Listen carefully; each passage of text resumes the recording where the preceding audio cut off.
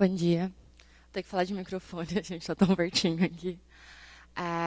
Obrigada por terem vindo, acordarem cedo. Para me apresentar, eu sou a Valéria. Eu trabalho com software livre, participo da comunidade software livre desde 2010, já há 8 anos. Participo do FISLI já também há 4 anos. Trabalhei como voluntária no temário, logística. Nas últimas 2 e 3 edições, a gente está trabalhando com isso e tentando fazer o FISLI acontecer e tudo mais. Então, é um privilégio estar aqui novamente, depois desse susto de não vai ter FISLI, vai ter FISLI, vai ter FISLI, está tendo FISLI. Então, a gente está muito feliz com isso. E agora eu estou pensando como é que eu vou mudar os slides ali. Deixa eu pegar... Não tenho... Não, tá. Ele tem um passadorzinho aqui. Como é que pausa ali no standby? Esse aqui é o do...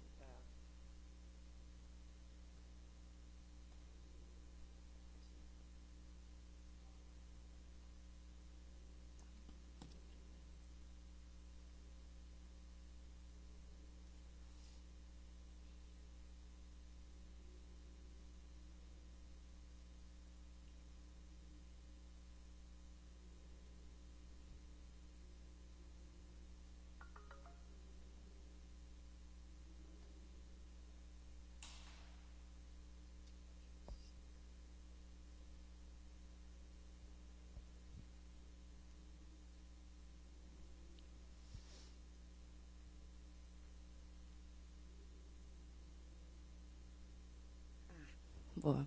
Tecnologia é uma coisa incrível, né, gente?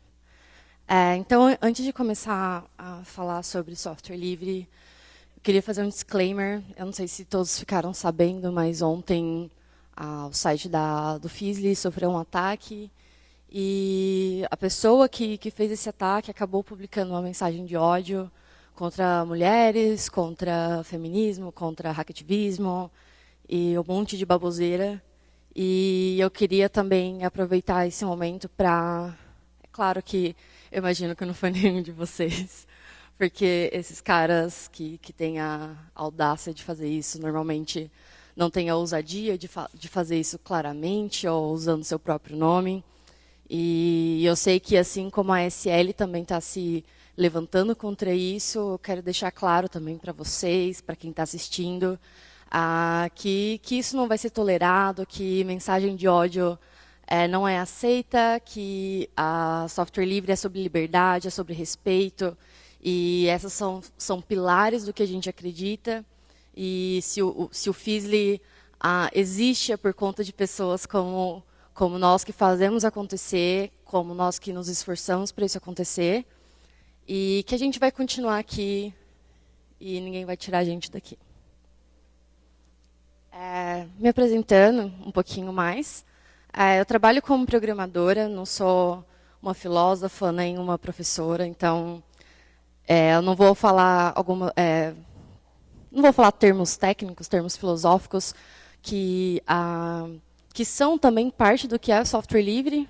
Software livre é muito mais uma filosofia do que uma regra de como você tem que programar ou como você tem que fazer coisas. Você tem regras, pilares a ser seguidos, mas que dizem muito mais sobre a ponte do conhecimento, a ponte da filosofia que tem por trás disso.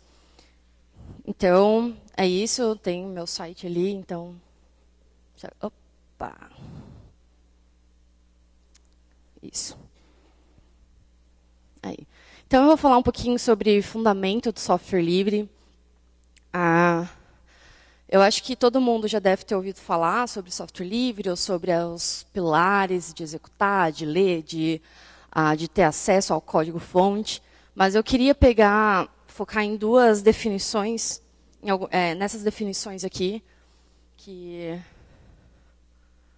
para mim elas dizem muito mais sobre o software livre do que dizer sobre código mesmo, de fato.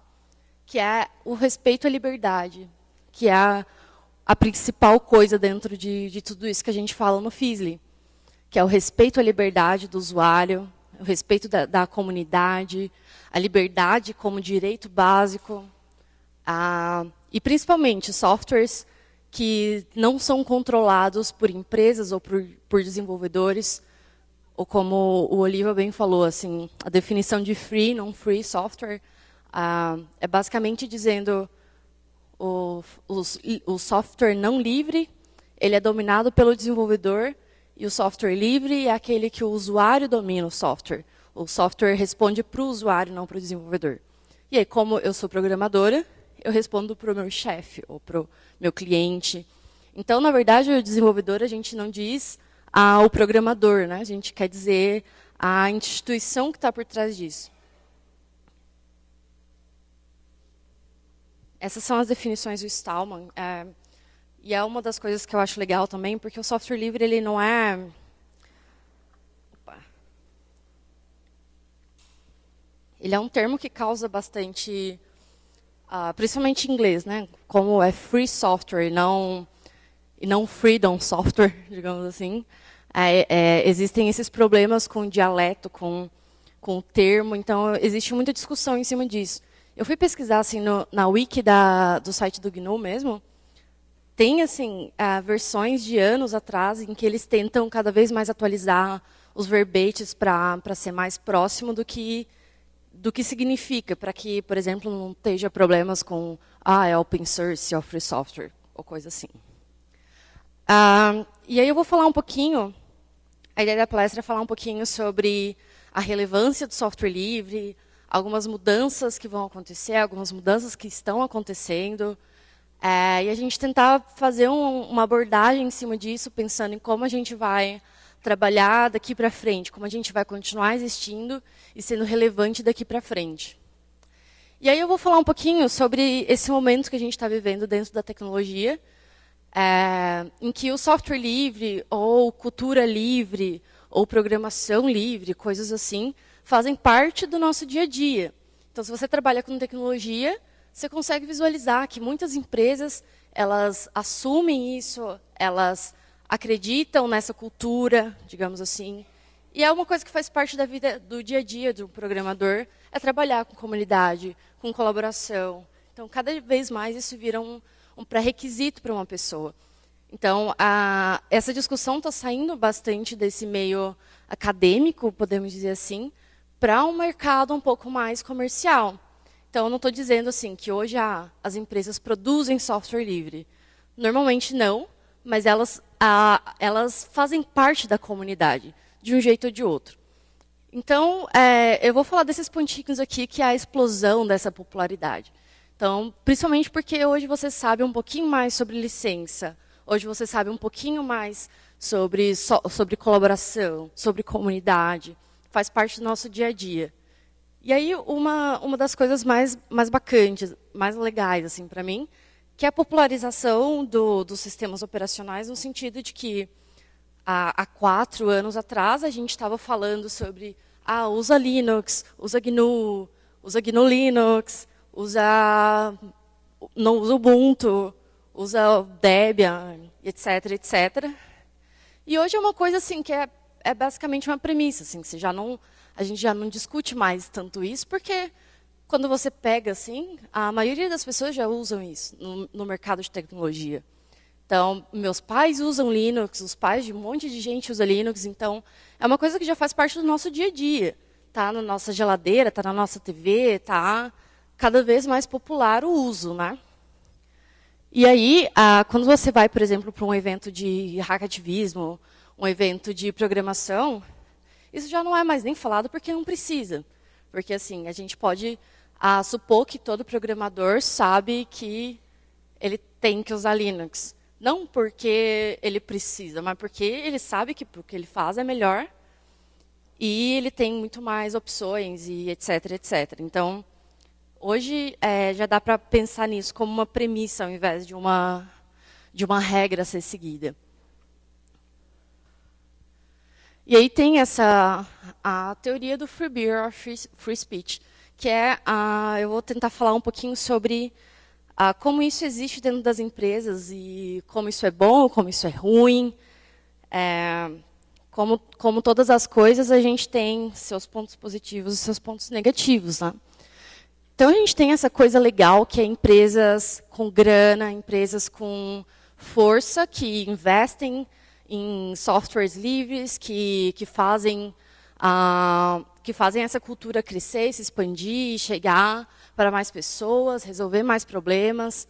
Então, você vê, por exemplo, empresas muito grandes, como, por exemplo, o Facebook, que investem em vários projetos livres, que criam vários projetos livres, assim como o Google.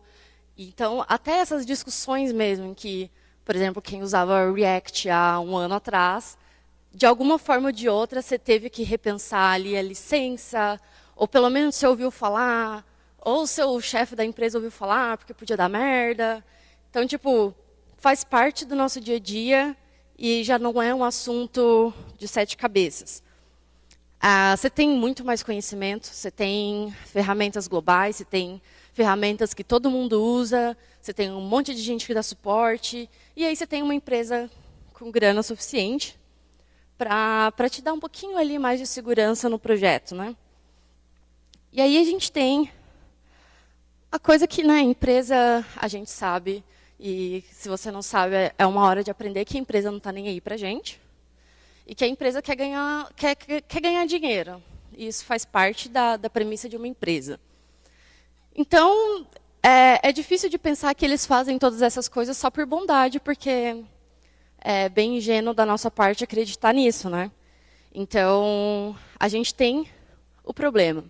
As empresas, elas apoiam mesmo esse tipo de cultura? Ou é só porque é interessante para elas?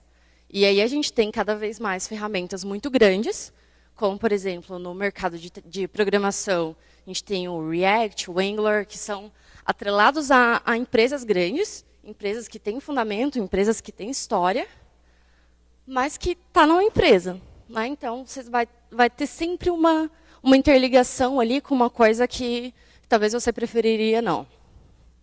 E aí você tem cada vez mais poder intelectual que é dividido em poucas pessoas. Então, quanto mais as empresas crescem em volta disso, mais espaço elas têm, mais conhecimento elas dominam. Então, isso pode virar um problema, normalmente é um problema. E tem uma premissa que eu gosto bastante dentro do software livre, que faz parte da liberdade do usuário, faz parte do que é software livre, você ter acesso, você ter o direito de rodar, você ter o direito de executar, você ter o direito de compartilhar, de editar e blá, blá, blá. Mas quem pode fazer isso? Porque, honestamente, se você botar uma pessoa, mesmo um programador, para olhar o código-fonte do Unix, quais as chances de você conseguir fazer alguma coisa de fato com aquilo? Então, quais as chances de você, de fato, usar essas liberdades para fazer o que você se propõe a fazer? A gente sabe que não é uma coisa simples. A gente sabe que não é trivial. Que você não vai olhar para aquela coisa ali, mesmo que seja aberto, mesmo que tenha documentação, você não vai olhar e falar, não, agora eu sei o que fazer, agora eu sei o que eu quero mudar, eu sei o que vai me atender nisso. Então, tem essa coisa de software livre para quem, ou livre para quem. Porque se você não pode usar, se você não tem conhecimento, se você não tem acesso, meio que você não vai precisar, né?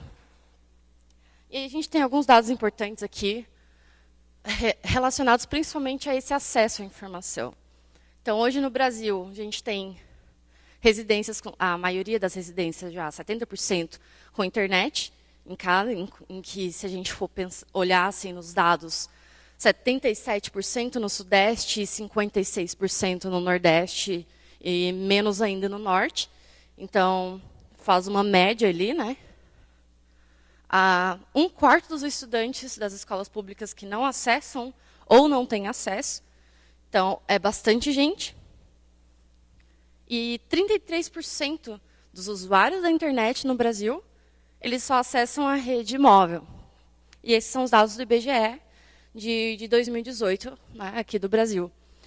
Então, a gente já tem assim, uma disparidade muito grande. O Brasil ainda é um país, como é um país muito grande, com áreas, às vezes, muito longes. Poucas pessoas ainda têm a informação. Poucas pessoas têm acesso a descobrir como usar a internet, como usar um computador. E se a gente pensa isso hoje, é considerado praticamente um tipo de analfabetismo. Então, se você não tem acesso, se você não tem conhecimento, você vai fazer o que com essa liberdade? Não faz muito sentido. E aí, sem acesso, a gente não tem participação. E aí, o engraçado é que sem participação, a gente não tem democracia.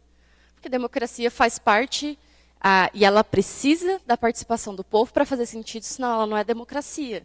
Ela é a opinião de algumas poucas pessoas sobre um monte de outras coisas que afetam todo mundo. E aí, o que a gente vai oferecer para quem não tem nem o acesso, nem o conhecimento disso, né? E aí a gente fala de acessibilidade, a gente fala de como permitir que esse conhecimento chegue para outras pessoas, como permitir que o nosso software, que a nossa cultura, chegue para pessoas que não têm esse tipo de informação. Então, por exemplo, eu vim do interior de Goiás, e eu lembro assim, que as minhas primas na cidade grande tinham internet banda larga, aquela de telefone. E eu lembro que a primeira vez que eu acessei a internet, eu tinha 12 anos de idade. Eu tenho 24 anos de idade. Então, se você pega assim, um retrato da nossa geração que já deveria ter internet, digamos assim, a geração que já vive no mundo com internet. Mas, mesmo assim, quem tem esse acesso? Não é uma coisa trivial, não é uma coisa que todas as casas tinham há 12 anos atrás. Então, para quem que a gente está oferecendo esse tipo de coisa? Porque a gente sempre diz assim, que hoje tem internet, se você quer aprender, você vai e aprende, você tem a internet na tua mão, hoje é acessível, hoje é barato. Mas a gente está falando de um cenário em que nós somos super privilegiados em ter esse tipo de informação, em ter esse tipo de acesso, em ter esse tipo de condição, de ter esse serviço oferecido para a gente, num preço razoável, né? Eu vou falar um pouco do tópico de privacidade também, porque quando a gente fala sobre liberdade, sobre software livre, a gente fala sobre liberdade. Então, pensar sobre as 4 liberdades do software, a liberdade de criar, liberdade de editar, de compartilhar, de modificar, a base disso tudo é, como eu falei no começo, como Stallman define isso, é uma coisa muito mais social, muito mais antropológica, muito mais filosófica do que basicamente código, código e código. Então, a privacidade ela é uma coisa que anda muito em conjunto com o software livre. E aí a gente tem uma pá de desafio novo em cima disso. Então, a gente fala sobre liberdade já há anos, a gente fala sobre privacidade, sobre as empresas devassas, que eu adoro esse termo, empresas devassas, redes sociais devassas, redes centralizadas, conhecimento centralizado, a dominação da grande mídia por parte de grandes mídias, grandes empresas, grandes corporações que seguram o conhecimento, como a Olivia disse ontem na palestra. Você tem empresas grandes que definem o que você vai ter acesso, o que você tem direito a ver, ou o que eles querem que você saiba. Que parece um pouco de teoria da conspiração. Mas eu não sei se vocês sabem, mas não é teoria da conspiração, sabe? Não é Illuminati ou não é lagartão, sabe? São empresas que têm acesso a esse tipo de coisa. Então, quando você pensa, por exemplo, em Big Data, qual que é a dificuldade de uma empresa ou de uma startup começar a vender produtos de Big Data? Ela não tem a data, ela não tem a informação. Porque quem tem informação são as grandes empresas. Então, as grandes empresas elas já têm essas bases de dados, elas já têm esses dados de usuário, ou que seja. Então, ela tem a ferramenta, ela tem o conhecimento, ela tem a condição de criar ferramentas em cima disso. Mas daí uma empresa pequena, ela vai fazer o quê? Ela tem poucos dados, e quando a gente trabalha com Big Data, a gente sempre sabe, quanto mais dado, mais soluções você pode criar, mais coisas você pode criar. Então, a gente continua nesse ciclo infinito em que as empresas grandes continuam governando, continuam definindo quais vão ser as novas regras do mercado, quais vão ser as novas tecnologias, o que vai ter para frente, o que eu vou oferecer de produto, o que meu usuário quer. Então, isso fica na mão da empresa. E quanto mais na mão de uma empresa isso fica, menos acesso a gente tem. Porque a empresa vai definir o que ela quer que você saiba, o produto que ela vai te oferecer. E isso tudo é verdade. Não é conto do vigário, sabe? Eu não vou ficar, eu não vou falar sobre a quantidade de erros gritantes e de coisas completamente fora de ética e de moral que essas empresas continuam fazendo. Porque se você olhar qualquer notícia, hoje a gente só aceita, mano. A gente só aceita. Porque, por exemplo, a gente sabe que o Google, que o Facebook, eles têm acesso a informações muito mais privilegiadas do que eles deveriam, e mesmo assim a gente usa. Não, às vezes, por escolha. Porque ainda é muito difícil você viver sem uma conta no Google. Uma conta no Facebook, beleza. Você consegue viver sem, você tem um monte de outras redes sociais. Então, por mais que seja um pouquinho difícil ali, porque você vai perder contato com os amigos da sua escola, que você não se importa, mas você consegue, se você quiser. Mas uma conta do Google, você perde tanta coisa, porque você tem os aplicativos que têm suporte para Android. O Android já é uma coisa assim, como é que você vai usar Android sem uma conta no Google? Como é que você vai usar o Maps sem uma conta no Google? Então, você perde uma série de comodidades que me preocupam muito, porque daqui para frente, quando a gente pega um exemplo de uma sociedade distópica, por exemplo, como Black Mirror, a gente pensa assim, mas é só não deixar chegar naquele ponto. Mas a gente está caminhando cada vez mais para esses itens se tornarem necessários, para esses itens serem importantes para o nosso dia a dia, porque eles fazem parte da nossa vida. Assim como o celular é hoje, assim como o seu smartphone é hoje. Então, você usa seu telefone e há 10 anos atrás você não precisava. Aí hoje a gente fala, eu não preciso de um Google Assistente, eu não preciso de um Alexa na minha casa. Mas daqui a 5 anos talvez você precise, porque virou um item de necessidade. Porque a gente sabe também que a necessidade não é necessidade mesmo, né? Porque necessidade mesmo é sua necessidade física, sua necessidade biológica, mas cada vez mais a gente vai adicionando essas coisas na nossa vida que se tornam necessárias, de uma forma ou de outra.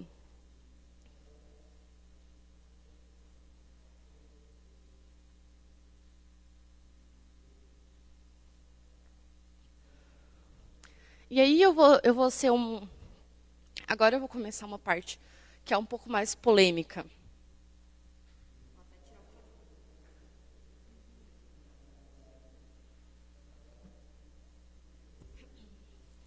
Que, eu gosto de criar um pouco de tremor, assim, porque a gente vai falar de uma proposta que a gente vem discutindo desde da última Latin Hour que eu participei, em que a gente fez várias rodas de conversa, falando sobre como que a gente quer se portar daqui para frente, como que a gente vai falar sobre novos desafios, como é que a gente vai transformar o nosso discurso, o nosso poder, a nossa força, em algo que, de fato, vai ajudar a mudar o cenário. Como que a gente vai usar isso tudo que a gente já tem, todo esse espaço, toda essa força, toda essa popularidade, para mudar as coisas. E aí a gente tem, né? Eu acho que todo mundo já ouviu o nosso discurso, né? De usa Linux, usa GNU Linux, usa blá blá blá, usa. E usa mesmo. Primeiro, eu não vou falar que nada disso está errado, porque não está. A liberdade, ela precisa ser assegurada. A liberdade, ela é um direito político, ela é um direito de existência. Se você não tem liberdade, você não tem democracia. Se você não tem privacidade, você não tem democracia. E a democracia é o que sustenta o que a gente acredita hoje. Talvez daqui a algum tempo a gente precise alterar isso que a gente diz, porque eu não sei o que vai acontecer daqui a 10 anos. E como eu sempre ouço falar, a história ainda está sendo escrita.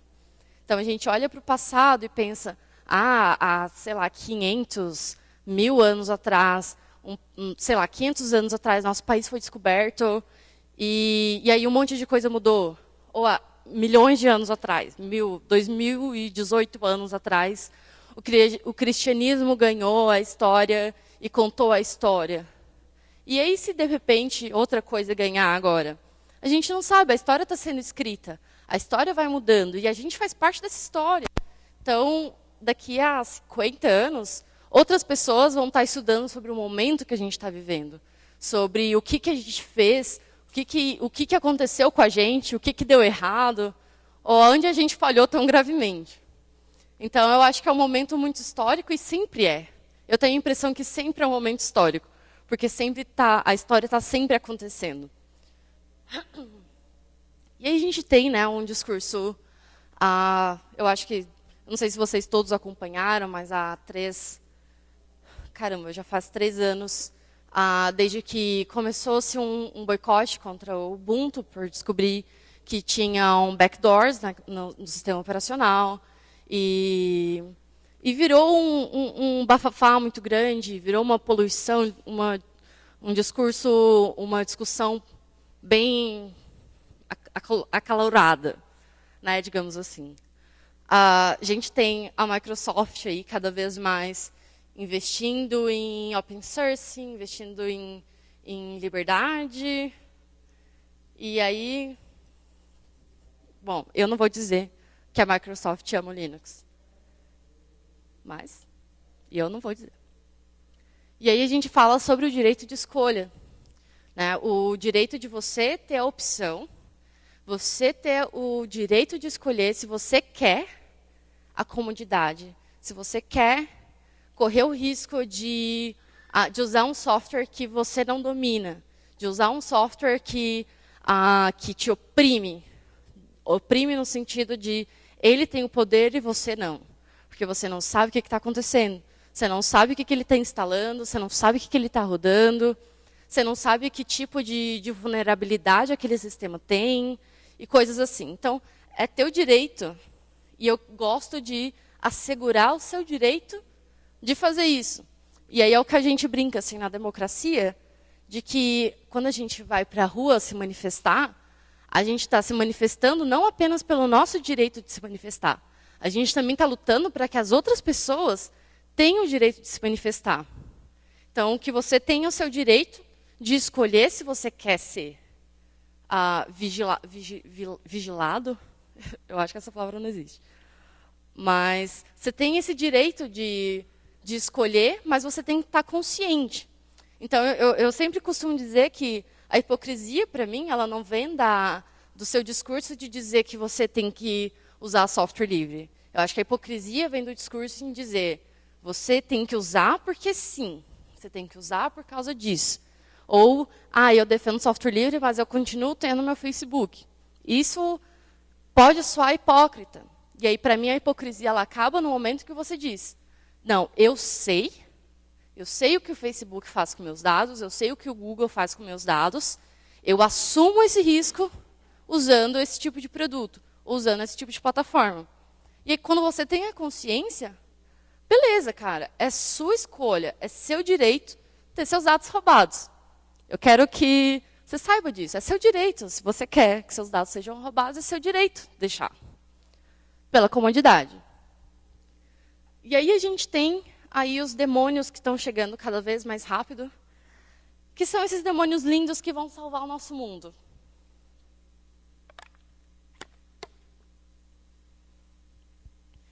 Então a gente vê, a tecnologia ela nasceu, o computador, né, digamos assim, ele nasceu há muito pouco tempo. Tipo, nossos avós nasceram junto com o computador, digamos assim. Então a gente viu a história sendo escrita desde a criação do computador, a popularização do computador, da criação da internet. Só para você pensar, tipo, a pessoa que inventou a internet ainda está viva. Não é muito louco isso? Tipo, a pessoa que inventou o Unix ainda está viva. Isso é muito doido de imaginar. É muito recente, é tudo muito novo. E a gente evoluiu muito rápido. Tipo, se você pega a época de, sei lá, Revolução Industrial, de você ver como as coisas avançaram, essa escala está sendo cada vez menor. A gente está conseguindo escalar proporções inimagináveis em um período de tempo muito curto. Muito curto. Então, se você pensa, há 60 anos atrás, a gente começou a popularizar acesso à internet, acesso ao computador, ter seu computador em casa. Está ficando cada vez mais fácil, digamos assim.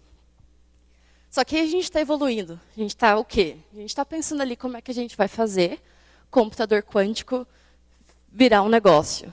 Ficar barato o suficiente para você usar.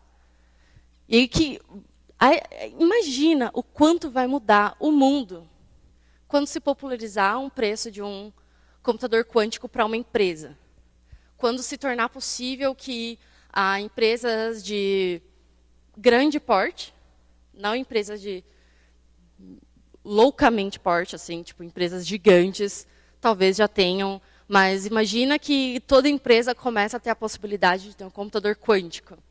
O tipo de desafio que a gente vai conseguir resolver, o tipo de problema que a gente vai conseguir resolver e o tipo de problema que isso vai criar. Então, por exemplo, a gente pega o Big Data, Big Data.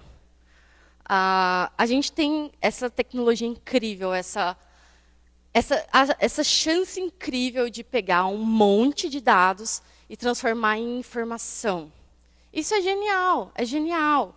Quando você pega, por exemplo, a lista de usuários que tem conta no Deutsche. Vocês já ouviram falar do DOTS? Aquele sistema de milhas que você vai trocando e tudo mais. Então, é lindo você pegar, por exemplo, a lista de usuários do Deutsche e saber onde que o cara está fazendo a compra do mercado dele. Não é incrível? Não, né? Foi o que eu imaginei. Porque aí você está tendo o quê? Eu vou dar um exemplo para vocês. O Big Data, ele trabalha com, quanto mais dados, mais informação você consegue abstrair disso. Mais informação você consegue receber, você consegue minerar, você consegue apresentar, isso é tudo lindo.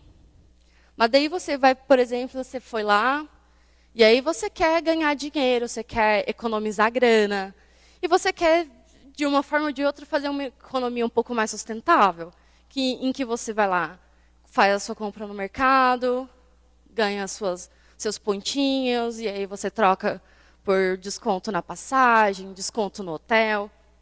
Da hora. E aí você tem uma empresa que vai lá conversar com a DOTS e fala, e aí, mano, vamos monetizar esse negócio? Como é que você ganha dinheiro? Você não ganha, né?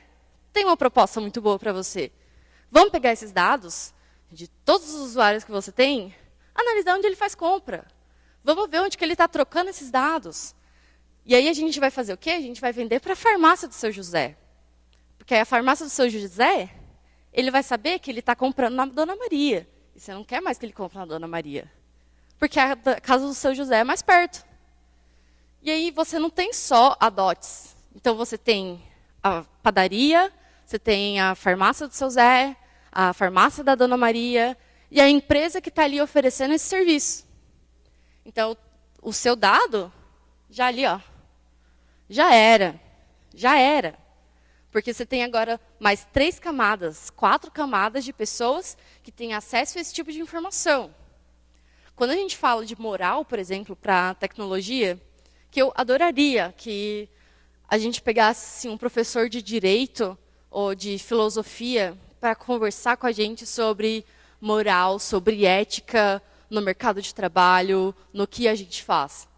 Porque são pessoas que fazem isso. São pessoas, a gente ainda não tem máquina que faz isso, que toma esse tipo de decisão. A gente só usa a máquina para tomar essa decisão. E aí, quando a gente pega casos, por exemplo, como a Cambridge, em que pessoas têm acesso ao dado. Essa semana saiu uma outra notícia de que tem gente que tem acesso visual. Eu não estou falando de, tipo, a pessoa, tem um arquivo lá que tem todos esses dados, mas é tudo criptografado e ninguém vai ver. A gente está falando de eu, como programadora, abrir o meu computador, desenvolver alguma coisa, e dentro do meu trabalho eu tenho o acesso à informação diretamente de você. Eu sei o seu nome, sei seu telefone, eu sei seu e-mail, eu sei seu endereço e eu sei seu perfil de consumo.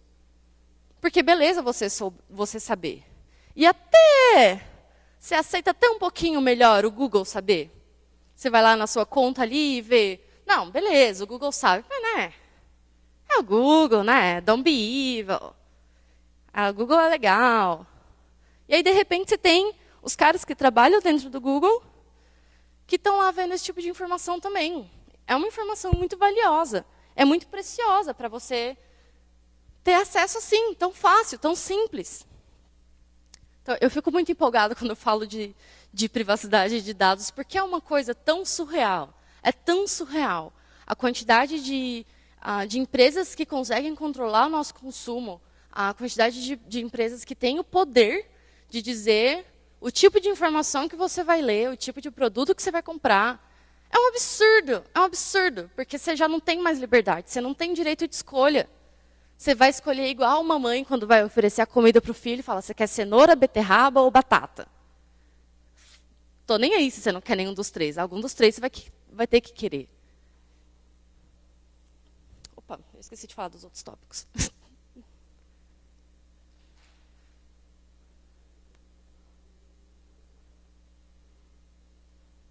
E agora eu me perdi aqui nos slides. 16. Aí a gente tem o Big Data, a gente tem sistemas autônomos nascendo, ficando cada vez mais acessíveis, a gente tem internet das coisas, que imagina como é que vai ser quando todas as coisas da sua casa forem conectadas. Porque você já imagina, você já tem uma Smart TV em casa, você já tem um Chromecast, e aí agora você já pode ter um Google Home, você já pode ter um Alexa, e aí por aí vai. O que mais você vai botar dentro da tua casa, o que mais você vai botar dentro do teu bolso, dentro da tua mochila, que vai estar captando mais e mais informação. Que vai saber a conversa que você tem com o seu marido dentro de casa. Sabe, que vai dizer... com certeza vocês já devem ter ouvido falar de pessoas assim, eu estava falando no bar com meu amigo sobre uma viagem para o Caribe e, de repente, eu comecei a receber e-mail, propaganda sobre passagem para o Caribe. E aí, olha para você ver. Eu lembro que há 3, 4 anos atrás, quando a primeira vez que eu ouvi isso, todo mundo ficou, nossa, mas é um absurdo. É um absurdo que isso aconteça, isso é um crime. E daí? A gente está aqui, 4 anos depois, a gente tem o mesmo problema e a gente só aceitou. Porque a gente acostuma, vai ficando mais fácil aceitar. Porque no primeiro momento você vai lá, nossa, não, mó bad, não, é mó horrível mesmo, você está certo, mano. Não, acaba, tem que morrer o Google, tem que acabar o Google. Mas o Google não vai acabar. O Google ainda continua aí firme e forte, vendendo sistema para o governo federal, vendendo inteligência de drone, inteligência militar. E aí, outra coisa importante sobre a moral, por exemplo, eu vi que alguns programadores, alguns engenheiros da Google, eles se negaram a fazer esse tipo de trabalho. Eles se negaram a fazer parte do projeto que ia dar inteligência militar para, sei lá, para drone ou alguma coisa assim. Porque não era aquilo que a pessoa acreditava. Então, esse tipo de decisão, que é humana, a gente tem que estar consciente. Aquilo que a gente desenvolve, o produto que a gente vende, o produto que a gente oferece para as pessoas, ela está carregada do teu trabalho. E outra, vocês devem ter visto, talvez no caso da Cambridge, que o desenvolvedor, ele também pode ser registrado como um dos criminosos desse tipo de coisa. Então, você tem a responsabilidade sobre o teu código, assim como o dono do produto tem responsabilidade sobre o produto. Então, o que você desenvolve, o que você usa, ele também é tua responsabilidade.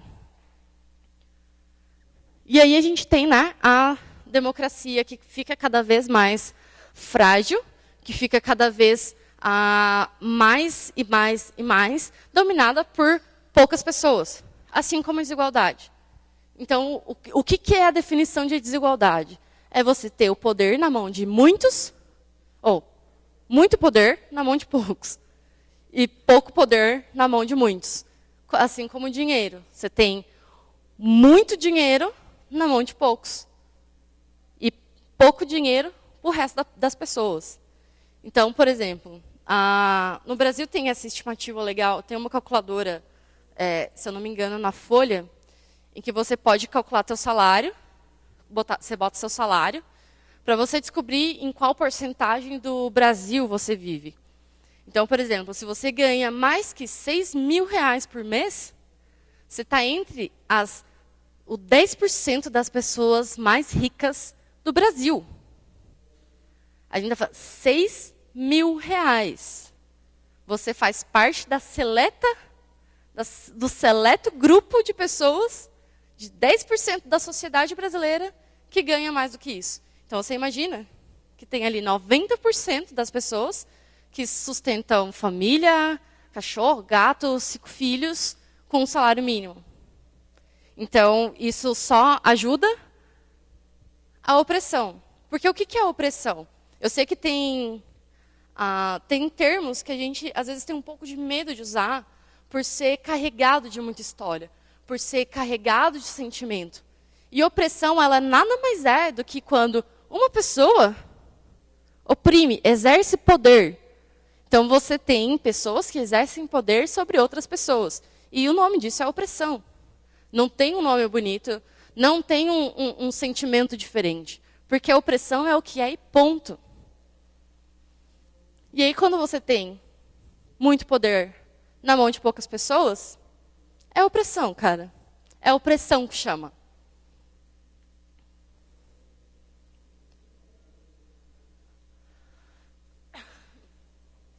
E aí vem, o que o software livre tem a ver com isso? O que hoje a gente aqui tem a ver com isso? Por que eu estou ouvindo isso? Por que eu preciso me preocupar com isso? Por que eu acordei nesse frio, 8 da manhã, para vir aqui falar sobre isso? Por que eu saí de São Paulo para vir para cá falar sobre isso? Porque a gente faz parte desse momento. Porque nós somos responsáveis por esse momento também. Então, daqui a 50 anos, quando pessoas lerem a história, você vai ter feito parte desse momento. Seja ele bom, seja ele ruim. Sabe?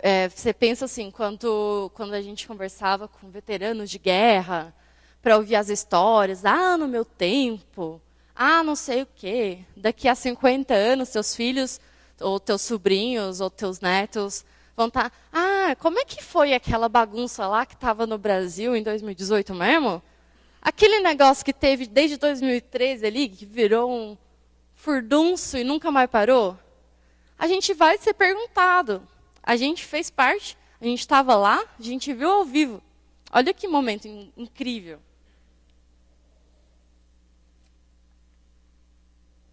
Do mesmo jeito que a gente vai estar falando, daqui a 20 anos, como a Croácia ganhou da Inglaterra. Vai ficar marcado na nossa história. E aí até um paralelo interessante. Eu estava pensando assim, o Brasil ele é uma terra que o futebol faz parte da cultura, faz parte... a gente cresceu vendo futebol, mesmo que você não goste, mesmo que não é sua praia, você cresceu vendo futebol. Na TV do vizinho, jogando na rua, a gente cresceu vendo isso. E o que eu acho interessante, por exemplo, de uma Copa do Mundo, por que as pessoas ficam ali tão empolgadas? Por que é um momento tão importante? Porque a gente está vivendo uma história. Porque é muito legal quando você fala com outra pessoa, e ela fala, mas é porque na época do Pelé, naquele jogo do Pelé, em 1970, foi tão incrível. E aí você vê pessoas replicando, e eu quero lá, daqui a 20 anos, dizer, você lembra daquela vez que a Croácia ganhou da Inglaterra? E foi incrível. É um momento histórico. E o ser humano, ele entende isso. A gente entende o que é fazer parte do momento histórico e é importante para a gente. Então, o que eu quero dizer com isso é importante esse momento, é importante ter conhecimento desse momento, é importante fazer parte, seja observando em silêncio no cantinho, seja ativamente participando de uma mudança, dando a sua opinião, ou passivamente. Você vai contar essa história, e como você vai contar essa história, ou o personagem que você vai ser nessa história, é completamente a sua decisão. E o software livre, afinal de contas, o que ele tem a ver com isso? Né? Então, a gente prega liberdade. A gente não está pregando... Eu gosto de dizer isso. Eu não estou pregando Linux.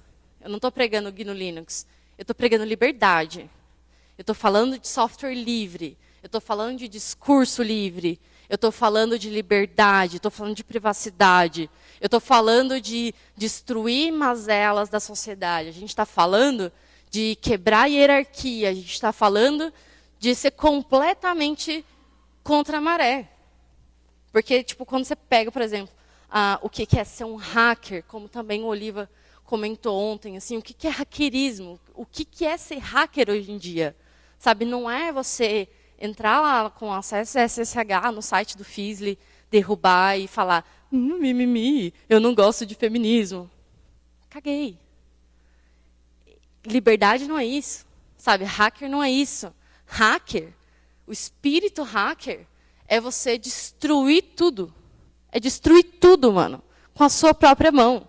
É quebrando hierarquia, é perguntando, é fazendo porquê, é questionando qualquer coisa. É você questionar as verdades mais absolutas que você acha.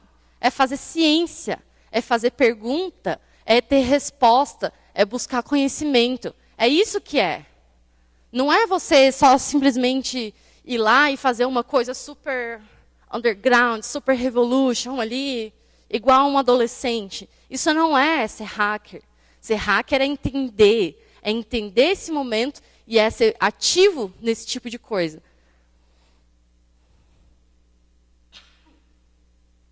E a nossa responsabilidade é justamente fazer parte desse momento. Nossa responsabilidade é estar ciente sobre os novos problemas, é estar ciente sobre o que a gente vai fazer daqui para frente. E aí essa é a pergunta. O que a gente vai fazer daqui para frente? Qual que é o nosso próximo passo? Qual que é a nossa força motriz? Para onde a gente quer ir? O que a gente aprendeu? Então, aí eu vou dar a minha opinião. Porque, afinal de contas, ninguém me chama para palestrar, ou ninguém chama ninguém para palestrar porque é uma pessoa simpática. Ninguém chama alguém para palestrar porque, de repente, ela é a melhor pessoa do mundo sobre determinado assunto. Porque é muito difícil ser a pessoa melhor do mundo em determinado assunto. Eu não conheço ninguém que é. Então, eu vim para falar sobre o que eu acho, qual que é a minha visão, o que eu acredito que vai ser daqui para frente. E quais são os nossos próximos passos. A minha proposta é a gente quebrar tudo. Mas, às vezes, não dá. A gente não pode simplesmente sair por aí e cortar a cabeça de uns imperadores e, de repente, reformular a sociedade. Infelizmente. Mas o que a gente vai fazer? O que a gente pode, daqui para frente, mudar e fazer melhor? A gente pode aprender a entender momento. A gente pode ficar mais consciente e saber o que está por vir. Saber o que vai acontecer daqui a 5 anos e não esperar daqui a 5 anos para tomar algum tipo de posição. Daqui a 2 minutos, você pensar, mano, tá, eu sei que está começando alguma coisa. E eu não sei dizer o que é, mas alguma coisa está começando. Alguma coisa está sempre começando. Então, a nossa responsabilidade, a partir desse momento, não é simplesmente olhar para o passado, não é simplesmente olhar para o software livre e dizer a gente tem que exercer nosso direito, a gente depende da nossa liberdade, e a gente depende da liberdade. A gente depende disso para construir uma sociedade melhor. A gente depende da liberdade para conseguir eleger pessoas que a gente acredita. Sabe? Imagina como é você não sabe se você tem liberdade, você não sabe se você tem democracia. Porque quando você vota, você já não sabe mais o que está acontecendo. Você não sabe o que está rolando ali embaixo. E olha que absurdo, como é que existe democracia desse jeito? Então, o que eu quero resumir assim, dessa palestra, porque, por incrível que pareça, eu falei demais, é que a gente tem que estar atento a esse momento. A gente tem que entender que a nossa democracia, a nossa liberdade, os nossos direitos básicos estão sendo cortados, captados cada vez mais, e nós estamos sendo controlados cada vez mais por grandes corporações, e de alguma forma a gente tem que sair dessa. E aí eu vou fazer um convite.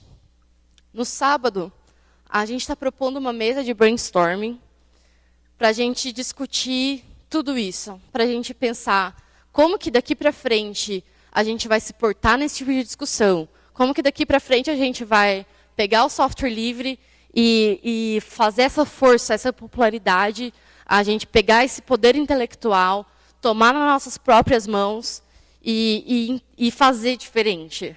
Como é que a gente vai atualizar nosso discurso para esse tipo de desafio que está por vir? Como é que a gente vai usar esse potencial de gente aqui? Sabe? Usar essa abertura, esse espaço que a gente conquistou nesses últimos 20 anos para fazer algo de diferente hoje e agora. E daqui a 5 anos. Como é que a gente vai continuar fazendo o software livre ser relevante? Como é que a gente vai conseguir garantir nossas liberdades daqui para frente? Então, a gente tem desafios e a gente tem muito mais pergunta do que resposta. Mas a gente tem que tentar. A gente tem que ser ativo. A gente tem que participar. Porque, como eu disse, democracia ela existe com participação. Se você não tem participação, não tem democracia. E olha que forte que é isso. A gente pensar em que todo o nosso sistema, em tudo que você acredita hoje, em Estado, em corporações, em governo, que seja, você depende desse tipo de liberdade. Você depende de entender que quem está dominando você não está ali para isso. Não está ali para garantir o seu direito e está ali para garantir os próprios direitos. Dá para ter 5 minutinhos? Não? Então, gente, desculpa. Acabou o tempo. E, eu vou estar por aí. Eu adoraria conversar mais com quem tiver alguma pergunta, se vocês quiserem trocar alguma ideia. E aí, no sábado, à tarde, eu acho que vai ser às 3 da tarde, eu ainda não sei a sala, e ainda não está na placa, mas a ideia é a gente fazer uma reunião nesse sábado, discutir esse tipo de coisa e ver como é que a gente vai agir daqui para frente. Meus contatos têm todos aqui no site, se alguém quiser depois trocar uma ideia, mandar um e-mail, estou disponível. E obrigada a todo mundo por estarem aqui. E é isso. Bom FISLE para todo mundo. Saudações livres. É isso. Obrigada, gente.